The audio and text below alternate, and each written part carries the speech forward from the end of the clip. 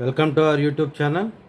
నిన్న మంగళవారం మధ్యాహ్నం జమ్మూ కాశ్మీర్లోని పహల్గావ్కి 5 కిలోమీటర్ల దూరం ఉన్న బైసరీన్ అనే ప్రముఖ పర్యాటక కేంద్రం రక్తసిక్తమై 28 మందిని ముష్కర మూకలు పొట్టన పెట్టుకున్నారు. ఉగ్రదాడిలో ప్రముఖ పర్యాటక కేంద్రమైన ఈ బైసరీన్ని మినీ స్విట్జర్లాండ్ కూడా అభివర్ణిస్తారు. పచ్చని చెట్లు, దట్టమైన అడవుల మధ్య మరి ఈ కాశ్మీర్లో ఉన్న ఈ ప్రాంతం రక్తమూడింది. 28 మంది ఈ ఉగ్రదాడిలో మరణించారు. 2 విదేశీయులు ఉన్నారు. మన తెలుగువారు కూడా 2 ఉండటం ఎంతో బాధాకరం. అదేవిధంగా ఈ విషయం తెలుసుకున్న భారత ప్రధాని నరేంద్ర మోడీ గారు సౌదీ అరేబియా పర్యటనను విరమించుకొని హుటాహుటిన భారతదేశానికి బయలుదేరి వచ్చారు.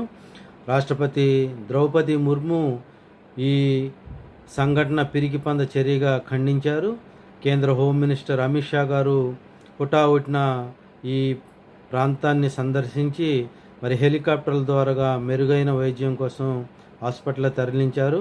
ఎందుకంటే ఇది ఎత్తైన కొండ ప్రాంతం కావటం వల్ల కాలినడక మరియు గుర్రాలపై పోవటం వరకే అవకాశం ఉంటుంది.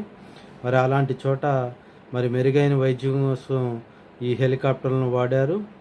మరి ఈ భారతదేశ పర్యటనలో అమెరికా ఉపాధ్యక్షుడు జేడి వాన్స్ ఉండటం ఇంకో విశేషం.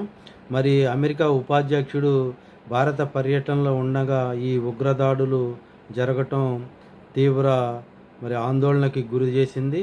ప్రపంచవ్యాప్తంగా భారత్కు మద్దతు తెలియజేస్తున్నారు. ముఖ్యంగా అమెరికా అధ్యక్షుడు డొనాల్డ్ ట్రంప్, రష్యా అధ్యక్షుడు పుతిన్, ఇజ్రాయెల్ దేశం సైతం మరి భారతదేశానికి మద్దతు పలికింది. ఇది పిరికి పందల చర్యని మరి పచ్చని మరి పర్యాటక ప్రాంతంలో దేశ విదేశీయులు వచ్చి మరి ఆహ్లాదంగా వెళ్తుంటారు. అలాంటి చోట ఈ రక్తపు మరకలు అనేది ఎంతో ఆందోళనకి గురి చేసింది. మరి ప్రతి ఒక్కరూ కూడా ఈ ఉగ్రదాడుల్ని ఖండించాలి. 28 మంది ఆత్మకు శాంతి చేకూరాలని ఆ భగవంతుని ప్రార్థిస్తూ ఆ కుటుంబ సభ్యులకి మనోధైర్యాన్ని ఇవ్వాల్సిందిగా కోరుకుంటున్నాను. ప్రతి ఒక్కరూ కూడా ఈ ఉగ్రదాడుల్ని మరి వ్యతిరేకించాల్సిందిగా మనవి చేసుకుంటున్నాను.